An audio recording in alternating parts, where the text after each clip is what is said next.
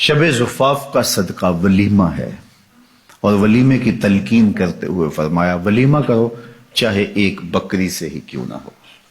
اگر آپ کے پاس زیادہ طاقت نہیں ہے تو آپ ایک بکری ذبح کر کے ولیمہ کریں، اپنے دوستوں کو، اپنے رشتہ داروں کو، اپنے ملنے والوں کو، ہمسایوں کو، غربا کو، مساکین کو، سب کو اس میں شامل کریں۔ اگر آپ کے پاس استطاعت زیادہ ہے تو پھر آپ جو ہے وہ زیادہ سے زیادہ لوگوں کو بلا کر کے اس میں شامل کریں اور ولیمے پر اپنی خوشی کا اظہار کریں۔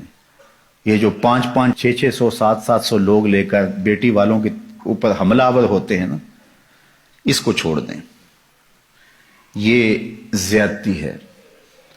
آپ کو خوشی ہے تو اس خوشی کا اظہار اپنے گھر کیجئے، اس کا رواج ڈالیے۔ یہ 300، 400 لوگوں کی بارات لے کر حملہ آور ہونا، بیٹی والا قرض اٹھا کے مجبور ہو کے وہ کھانا تیار کر رہا ہے، اور پہلے پتہ کیا کہتے ہیں؟ ہمارے مہمانوں کو کھانا اچھا دینا اور چاہے بیٹی کو کچھ دینا نہ دینا۔ یہ ہمارے پاس بڑے سٹیٹس والے لوگ آئیں گے، ہمارے ساتھ جو آئیں گے، کھانا بس اچھا دے دینا۔ یہاں سے شروع ہوتا ہے، پھر اس کے بعد کہتے ہیں یہ بھی دے دینا، یہ بھی دے دینا۔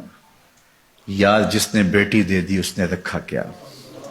اور وہ قرض اٹھا کے تمہیں دے رہا ہے، اور اس سے زیادہ کمینگی اور کیا ہو سکتی ہے؟ اس سے تو جولی پھیلا کے گلیوں میں مانگ لیتے تو اچھا تھا، اس سے تو گلیوں میں مانگ لینا اچھا تھا، اور تم مجبور بیٹی والے سے مانگ رہے ہو، اور تمہیں پتہ ہے کہ وہ قرض اٹھا کے اپنی بیٹی کے لیے جہیز تیار کر رہا ہے۔ ایک دفعہ ایک خاتون میرے پاس آئی، روز ایسے لوگ آتے ہیں، تو اس نے کہا کہ کھانے کا مسئلہ ہے تو آپ حل کر دیجئے۔ جو غربت کی حالت تھی ان کی، جو پوزیشن تھی بچی کے لیے، جو 2، 4، 10 جوڑے بنائے یا جس طرح ہوا ان کا، تو میں نے کہا آپ کا گھر بھی کرائے کا ہے اور مقروض آپ ہیں، تو وہ آپ ان کو سمجھا نہیں سکتے؟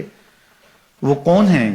وہ آپ کو جانتے نہیں؟ تو وہ کہنے لگی وہ سکا بھائی ہے میرا جو بارات لے کے آ رہا ہے۔ سکا بھائی ہے، بہن کے ہاں بارات لے کے آ رہا ہے، اور بہن کرائے کے گھر میں رہتی ہے، اور بیٹی کے لیے بمشکل 2، 4 جوڑے اس نے بنائے ہیں۔ وہ کہتا ہے قرض اٹھاؤ، میرے مہمانوں کو کھانا اچھا کھلانا تم نے۔ اب اس کو کیا ہم خوشی کہیں گے؟ اس کو کیا ہم کوئی سٹیٹس کہیں گے؟ یہ سوائے بے شرمی کے اور کچھ نہیں ہے۔ اور میں سمجھتا ہوں کہ امیر تو امیر پہ ظلم کرتا ہے، یہ غریب بھی غریب پہ ظلم کرتے ہیں۔ اس بہن کو بھائی کہتا کہ تیری بیٹی جوان ہے، میں آؤں گا اپنے بیٹے کو لے کر، نکاح ہوگا، 2 جوڑوں میں گھر لے جاؤں گا، میں کوشش کروں گا کہ تیری بیٹی میرے گھر میں خوش رہے اور میری جانب سے تجھے ٹھنڈی ہوا پہنچتی رہے، تیرا 1 روپیہ بھی نہیں لگنے دوں گا، مجھے چائے پلا دینا، بس اتنا ہی کافی ہوگا، تو میری بہن ہے، میرے باپ کی بیٹی ہے، میرا خون ہے۔ کس طرح میں جو ہے وہ گوارا کرتا ہوں کہ 50 آدمیوں کا بوجھ تمہارے اوپر لاد دوں، تمہارے گھر میں جو ہے وہ ایک فوج لے کر کے آ جاؤں، حملہ آور ہو جاؤں اتنے لوگوں کے ساتھ تمہارے گھر میں۔ کیا یہ انسانیت ہے؟ اور یہ خوشی ہے؟